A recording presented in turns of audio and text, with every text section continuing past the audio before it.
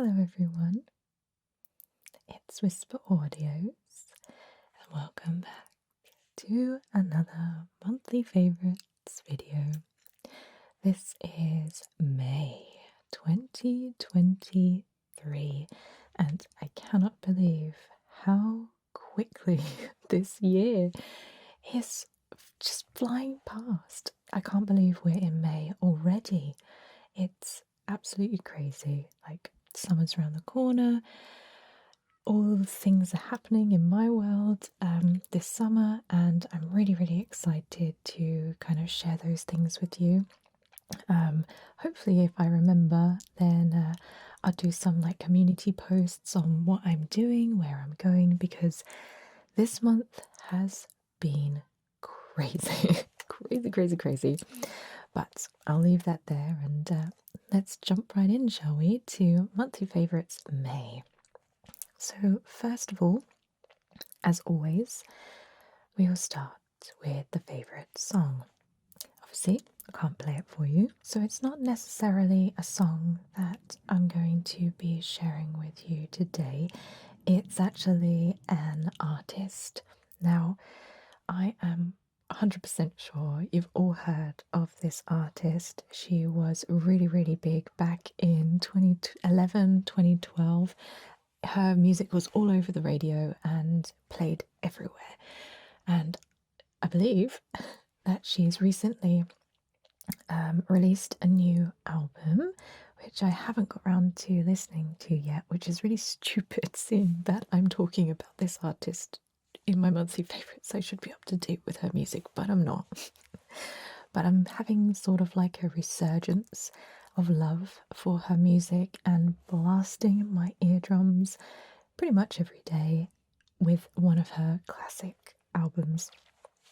Now, the artist in question is Lana Del Rey. So I have been listening to her Born to Die album like on repeat, blasting in my eardrums. And what I love about this album is that it feels like nostalgia that you've never experienced.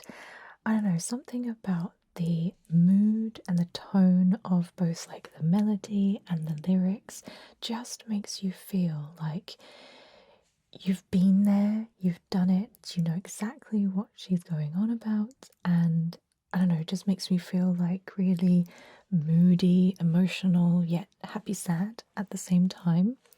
And I don't know, there's nothing quite like her music, and I really love it. Songs in particular that I really love are Born to Die, obviously. Blue Jeans, I really like. That makes me feel really emotional for some reason. I don't know why. Video Games, love that one. Dark Paradise has to be my favourite. Oh, I sing that in the shower. I sing that in the shower, like at the top of my lungs, because I feel like it's a really good one to like belt out just that little bit of the chorus. What else? Sometimes Sadness I really like. And I think that's about it. I mean, they're all great, but those in particular are my favourite. So I'm really excited to check out her new album. What I like to do, and I don't know if anybody else does this, but I like to like really familiarize myself with an artist's entire back catalogue before I jump into anything new. I feel like I need to know how they have progressed musically throughout their career rather than making an assumption from like their first album to like their newest album and I haven't seen the progress or the evolution in between. So I'm going through all of her albums, basically like listening to them until I'm sick of them or like I can just say the lyrics off by heart. So I'm really excited to jump right in, but that's my favourite artist slash music for this month. So now we come on to my favourite film slash TV. Now this massively surprised me. I honestly thought I wasn't going to like this film. I honestly thought I was going to sit in the cinema and just fall asleep and be bored to tears. But this film blew me away and I was so shocked. I went to see it over the Easter holidays. I can't remember now. But I went to go and see this film with my niece and nephew, who are the perfect age for this type of film. And I was like, come on, kids, let's go to the cinema and see this film. And they were like, yay, we've seen the first one and we really liked it. Can't wait to see it. And I was like, there's a first one? I didn't even realize. So again, I went in thinking, well, I haven't seen the first one. The second one's not going to make any sense. I'll just sit through it. But I was hooked and I was laughing my head off in the cinema. And my niece and nephew were looking at me as if to say, oh my God, you were so embarrassing. I couldn't help it. It was amazing. And I 100% will watch it again. So the I can't get tongue tied because it's so good. The film in question is Puss in Boots: The Last Wish. Now, Puss in Boots is a character from Shrek, which is like, I don't know, he doesn't really do it for me. He's one of those sort of like companion characters that they've like added on to the Shrek franchise. Now he's got a spin-off like movies and all of that. So I'm just like, yeah, it's okay. I'm not really buying into it. But this film, he was great. He goes on an adventure. Basically, he's on his last life as a cat because cats have 9 lives, right? But because he's so arrogant and egotistical, he has rinsed through his lives being reckless and dangerous. But now he's on his last life, and literally death is coming for him. Death, played by, I can't remember the actor's name, but he plays Pablo Escobar in Narcos. Amazing. He plays Death in the form of like the big bad wolf. So the big bad wolf is coming to collect Puss in Boots' last life. It's really, really scary. He literally just like walks into this bar and he is so menacing as a character. And I'm looking at my niece and nephew thinking, are they going to be okay with this? This is like really, really dark subject material for like kids. But they were totally fine.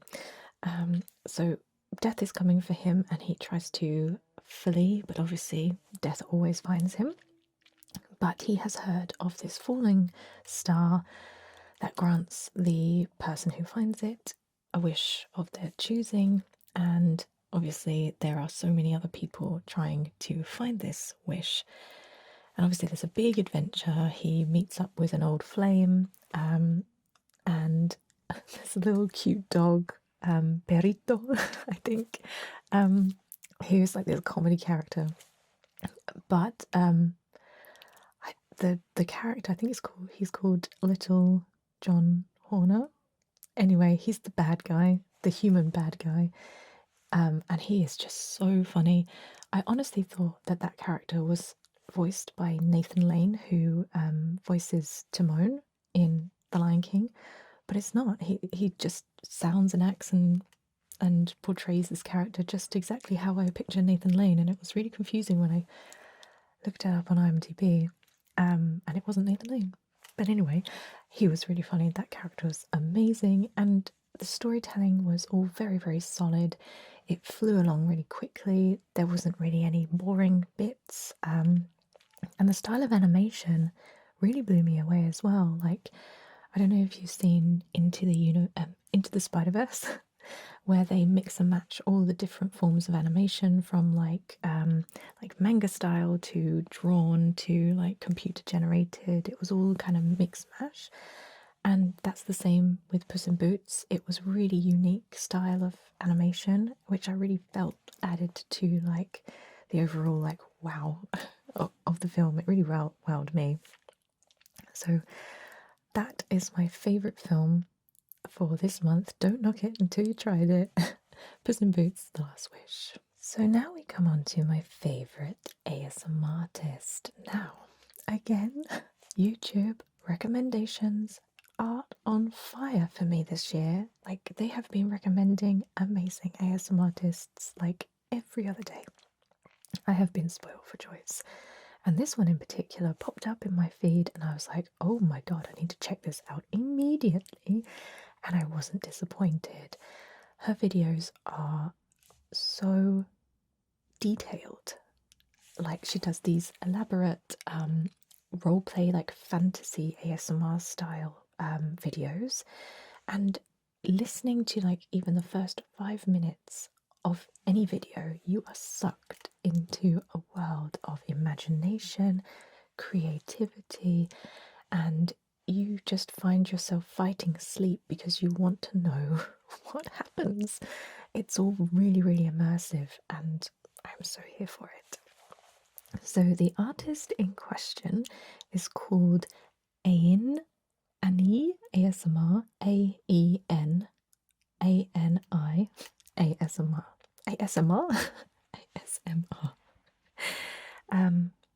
At least I think that's how you pronounce it. Ain Ani. I'm sorry if I'm pronouncing that wrong. So I'm going to show you the video that was recommended to me, but bear in mind that this is just the tip of the iceberg of her content, because she can turn her appearance, turn her accent, turn her whole being into something completely different.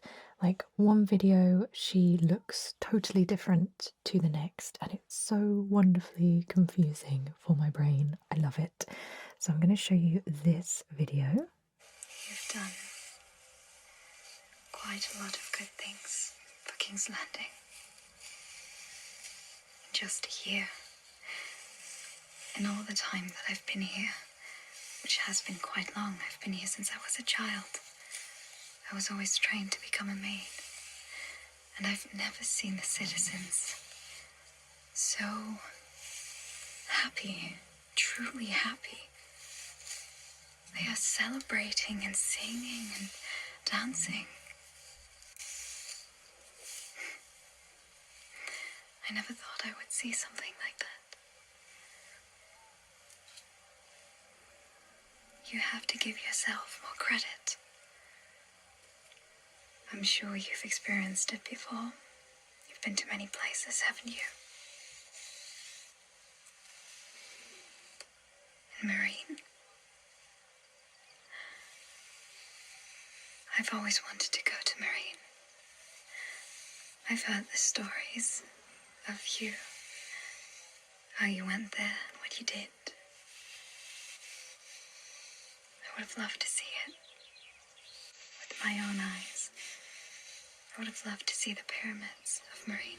So that was called Game of Thrones Alternative Ending ASMR. You are Daenerys, Queen of King's Landing. So that's just amazing in itself. Like, I'm sure we would all like to have seen an ending where, spoiler, I'm warning you now, where Daenerys does not set fire to King's Landing with her dragons and goes completely crazy and just destroys what semblance of respect anyone had for her. So I was sold on the concept, first of all. And then secondly, her voice is just so soothing and so relaxing. You've got the whole ambient soundtrack, like Foley happening in the background. You feel like you are actually there. And then obviously the nice hair brushing sounds. It's just the complete immersive package. And she has so many others, mostly like fantasy role plays, but there are like other bits and bobs on there for any other sort of ASMR tastes. So that is Annie ASMR. Okay, so now we move on to my favourite thing for this month, and I'm going to add some little B-roll footage because I can't actually grab them to show you, but they are these gravity mic stands. Now, these were kindly gifted to me from my throne wish list, and thank you so much to the people who purchased each of these, because there were 2 people. So my microphone stands I have had for many years, maybe 7+ years, and they have finally given up the ghost. Every time I go to use them, this like bit pops off and collapses, and they're actually really, really inconvenient for the studio space that I have. Their legs are just too wide. They take up too much space, and I'm always tripping over them as well. So I needed something that was more robust but more compact in a smaller like footprint, if that makes any sense. I also needed something that wasn't going to collapse on me when I'm recording. My old microphone stands used to do that because the microphone was so heavy. It used to just like creep down. And you'll probably notice in some of my older videos, the microphone would like come down at the top of the screen, and that's just so annoying. So I put these on my wish list, and two kind people bought one and the other one for me, so thank you so much. They are amazing. Like, I'm using them today, that's why I keep looking at them, but they are so heavy, robust, and just really well made. They have so many different combination settings. You can like have the boom arm down, out, twisted, round, up, down. It's really much more user friendly than my old stands, and they just fit with all of my microphone combinations. So today I've got the two Rode NT1As. They also fit my Blue Yeti. On the top, the thread is the perfect size to actually screw in the Blue Yeti and use it on the stand. So I can literally just have it on the stand now on the Blue Yeti. Before, it just didn't work whatsoever, and the stand was just too puny and too weak to like hold up the Blue Yeti. So I'm really, really happy about that. That's just opened up a whole new level of accessibility for like TikToks, short form like ASMR videos. So that's fabulous. So I'm so happy with these, and for anybody who's recording sound, ASMR or otherwise, I would really, really recommend them. They are just really robust. I love them. So that's my favourite thing for this month, the Gravity mic stands.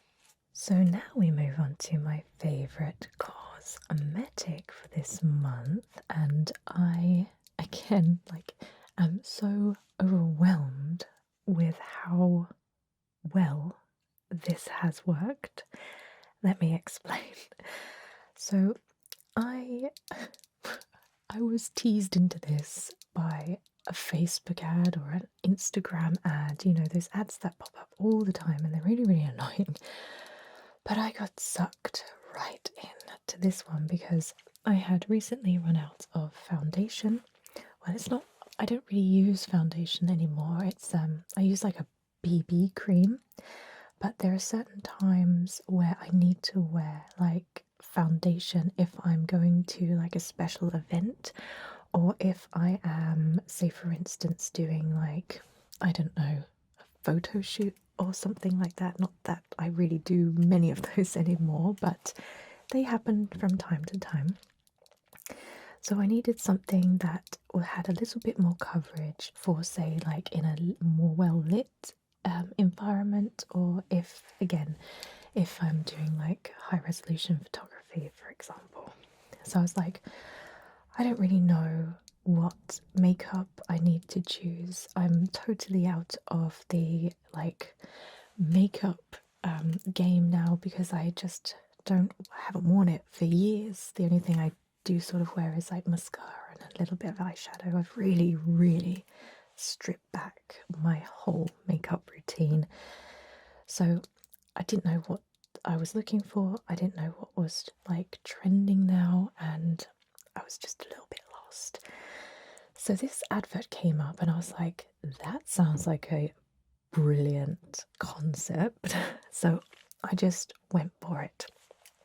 So the company in question is called Decipher, and their foundation looks like this. So what makes this brand better than any other brand out there.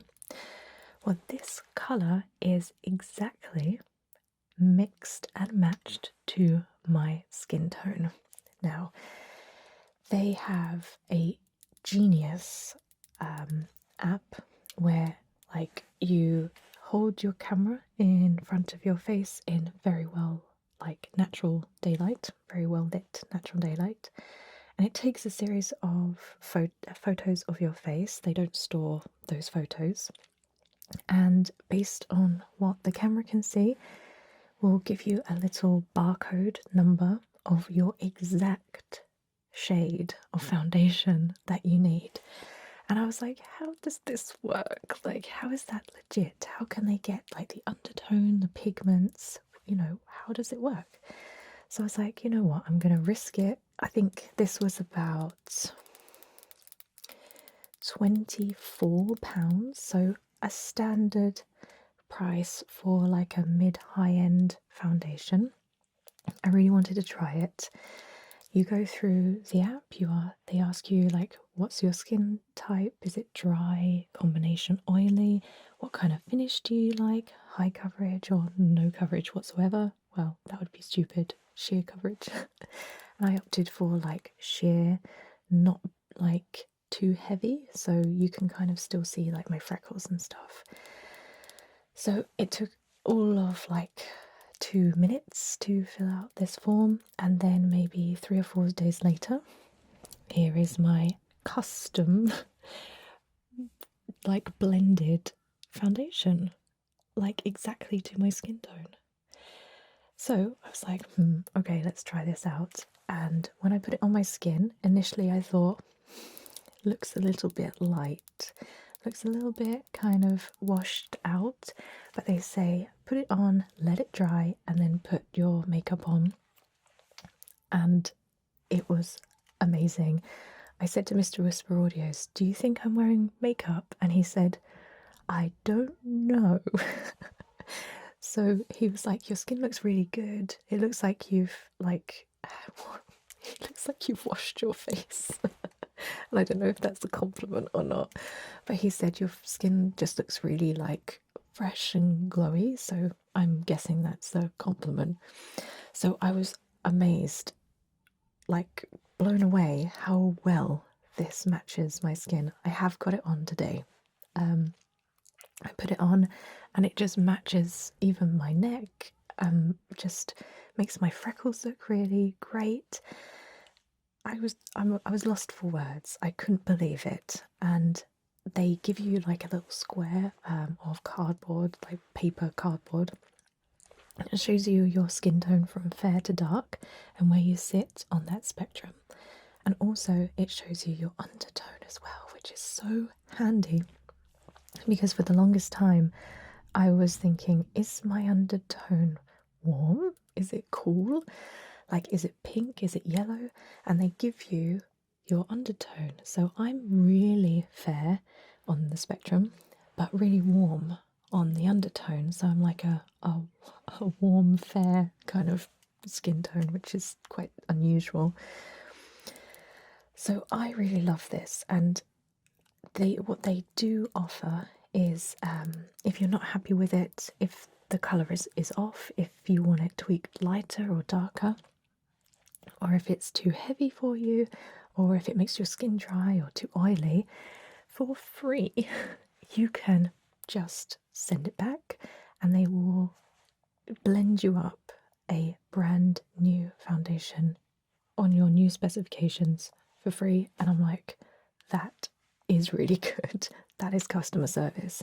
But I had no notes. It's perfect. It suits my skin tone. It doesn't make my skin oily. It's the perfect amount of coverage, and I am in love. So this is the Decipher Custom Foundation. Okay, so last but not least, my favourite book for this month. Now, this book I've had on my wish list for the longest time, and I finally got it for Christmas last year. I watched the film adaptation of it when I was like a teenager. I thought it was absolutely bonkers, but I really, really liked it.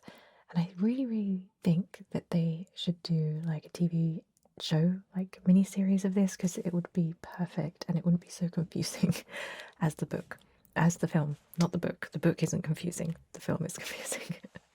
So, the book in question is Battle Royale by Kushon Takami. Kushon Takami. I apologize if I'm pronouncing that wrong. So, Battle Royale. Now, you probably know the concept of Battle Royale. It's basically put a group of people in a life and death situation whereby it's the last person standing. Basically, the Hunger Games is a rip of Battle Royale where, you know, young people battle to the death and there can be only one victor. But Battle Royale, this book is where it all started. It follows a group of students who are taken to a remote island in Japan. They're Japanese students and basically given a set of instructions and weapons, and it's about the last kid standing who wins and gets to go home alive. And is absolutely bonkers. You have basically like all these kids in this situation. Some of them are good, some of them are not so good, and it's about their struggles as basically adolescents who have just been thrown into this impossible, horrible, macabre situation, but yet they're still teenagers, so they have the growing pains and the worries that normal teenagers do.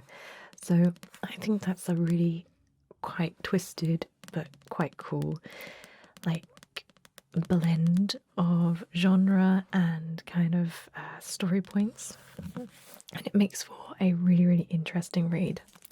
Now, it is a bit of a beast of a book, but you know what I've always said, I like thick books and I cannot lie. So I think it's just, I mean, it's a big book, but I just flew through it because it is so gripping. You really just don't want to put it down. And the way in which it's like narrated, well, the way in which it's written, it's from each of the students' point of view up until the point where they die. And the ending was really good. I really didn't see it coming. And I thought it was very, very, very clever. And I love, like, the chapter markers. I think that's really cool. And at the end of each chapter, it just reminds you how many students are left, which I found very, very helpful because there are so many different names to keep in your head. You kind of forget who's died and who hasn't. So that is Battle Royale, and that is my favourite book for this month. So that brings us to the end of May 2023's monthly favourites. Let me know in the comments if you have checked out any of the things I have spoken about today. I would love to get your opinion about it. But until next monthly favourites, I hope you have a wonderful rest of